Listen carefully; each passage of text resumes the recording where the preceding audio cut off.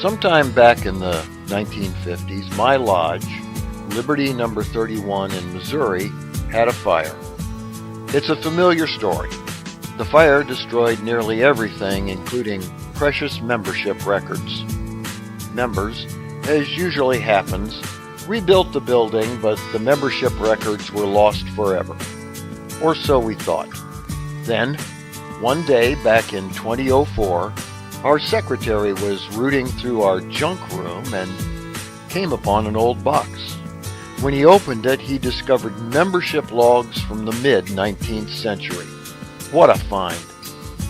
Rummaging through the records proved fascinating, and before our next meeting, for what it's worth, I was master at the time, the secretary and I sat there going through some of them. We were mainly looking to confirm the names of some of our previous masters and also trying to see if any of our members had been prominent citizens of the era. Suddenly, the secretary slid a book across the table to me and pointed at an entry.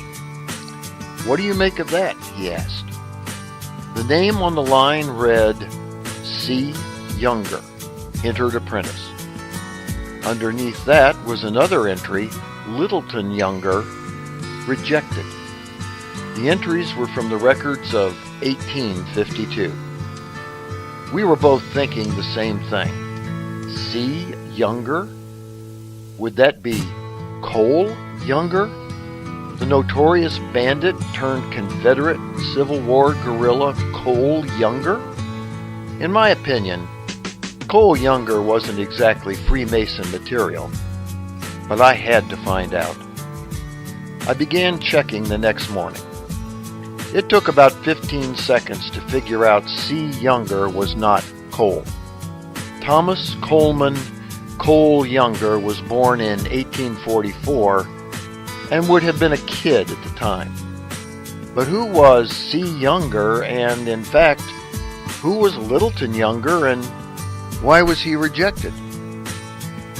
We found no records to indicate our C. Younger advanced beyond the first degree. He was not Cole's father, whose name was Henry. His paternal grandfather, however, was named Charles. Cole also had an uncle named Charles Younger. Nothing in my research led to any concrete conclusions. Cole's grandfather, Charles Lee Cole Younger, died in 1854. He wouldn't have been a Mason for long, but perhaps that might explain why he only received the first degree. Since Cole's Uncle Charles was not as old, it may be more likely he was Liberty's entered apprentice. If he advanced, those records might be among the items still lost. Once Cole's escapades as a thief, murderer, and member of Quantrill's raiders began, Uncle Charles moved out of the area. Born in Virginia, Littleton Younger, also one of Cole's uncles, moved to Kentucky, where he met and married his wife Eliza. From there, the couple moved to Liberty, where they had 5 children.